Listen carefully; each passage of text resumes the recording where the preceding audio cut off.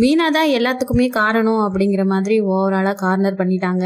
முத்துவும் கோவப்பட்டு ஸ்டேஷன்லேயே மீனாவை அடிக்கிறாங்க, நீ கையெழுத்து போட்டியா அப்படின்னு சொல்லி கேட்டு. ஆனால் மீனா என்ன சொல்ல வராங்க அப்படிங்கிறத யாருமே புரிஞ்சுக்க மாட்டேங்கிறாங்க. இப்போ விஜயா பார்த்தீங்கன்னா, மீனா என்னோட மருமக, அவ தங்கமான பொண்ணு அப்படின்னு சொல்லி தலையில தூக்கி வச்சு ஆடிட்டீங்க. இப்ப நீங்க இந்த இடத்துல அவமானப்பட்டு நிக்கிறதுக்கு காரணமே உங்க மருமக மீனா. நீங்க பார்த்து கல்யாணம் பண்ணி வச்ச மீனா தான் இது எல்லாத்துக்குமே காரணம். இப்போ அவளே போய் எல்லாத்தையுமே பண்ணி கல்யாணம் பண்ணி வச்சுட்டு இப்ப அவங்க 2 பேத்தையும் எங்க அனுப்பி வச்சான்னு கூட சொல்ல மாட்டேன்றா. நீங்க இப்ப லாக்அப்ல இருக்கீங்க.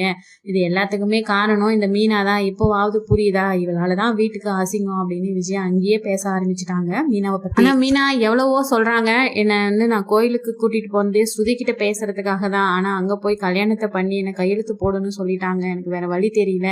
அதை நான் உங்ககிட்ட சொல்லலான்னு வந்தாலும் எனக்கு அதுக்கான சுச்சுவேஷன் அமையல அப்படின்னு மீனா சொல்றாங்க.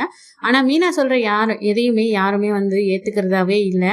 இப்ப என்ன பண்றது? என்னோட அப்பா இப்ப உள்ள இருக்காரு, இது எல்லாத்துக்குமே நீ பண்ண காரணம் தான். எங்க இப்ப அந்த ரவி சொல்லு, கண்டிப்பா இவ்வளவு பண்ணியிருக்கிறத உங்ககிட்ட சொல்லியிருக்கான்னா அவன் எங்க போயிருக்கான் அப்படிங்கிறதையும் கண்டிப்பா உங்ககிட்ட சொல்லியிருப்பான் அப்படின்னு சொல்லி முத்து கேட்கிறாரு.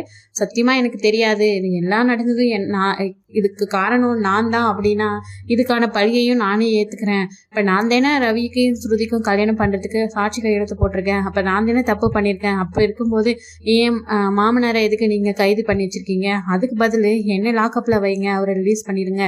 எப்ப ஸ்ருதியும் ரவியும் வராங்களோ அப்பவே என்னை ரிலீஸ் பண்ணா போதும், என் மாமாவை விட்டுடுங்க அப்படின்னு சொல்லி மீனா கதறி அழுகுறாங்க. ஆனா அண்ணாமலை பாத்தீங்கன்னா, என்னோட பையன் பண்ண தப்புக்கு நானே உள்ள இருந்துக்கிறேன், உன்னை நம்பினதுக்கு போதும், நீ அதுக்கான பதிலடி கொடுத்துட்ட அப்படின்னு சொல்லி அண்ணாமலை ரொம்ப வருத்தப்படுறாரு. நீங்க வருத்தப்படாதீங்க மாமா, உங்களுக்காக அசிங்கத்தை தேடி தரணும் நான் என்னைக்குமே நினைக்கல, இது எதிர்ச்சியா தான் நடந்துச்சு அப்படின்னு மீனா சொல்றாங்க. ஆனா அதை எதையுமே வந்து யாரும் காது கொடுத்து கேட்கறதே இல்லை.